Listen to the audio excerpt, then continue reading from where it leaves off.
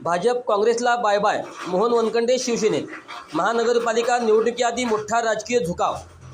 भाजपाला रामराम, काँग्रेसला बाय बाय करत राजकारणातील अनुभवी आणि चर्चित नेते मोहन वनखंडे यांनी अखेर शिवसेनेत शिंदे गटात प्रवेश केला आहे.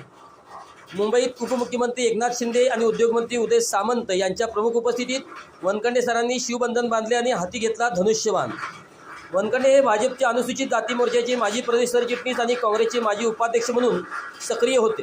दोन्ही पक्षाचा अनुभव गाठीशी असलेले मोहन सर आता शिंदे गटात सामील झाल्यामुळे आगामी महानगरपालिका निवडणुकीत नव्या समीकरणाची सुरुवात झाली आहे.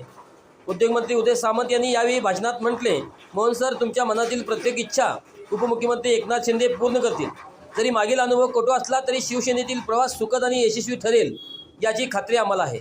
या कार्यक्रमाला माजी नगरसेविका अनिता वनखंडे, सागर वनखंडे, बजरंग पाटील, संजय विभूते, चंद्रहार पाटील, सुरेश शेळके आणि असंख्य शिवसैनिक मोठ्या संख्येने उपस्थित होते. मोहन वनखंडे यांच्या प्रवेशामुळे शिवसेनेला अनुसूचित जाती मतदारामध्ये नवे बळ मिळण्याची शक्यता असून स्थानिक राजकारणात त्याचा थेट प्रभाव जाणू शकतो. या राजकीय घडामोडीवर तुमचं मत काय? कमेंटमध्ये नक्की कळवा आणि चांगलं न्यूजला सबस्क्राईब करा.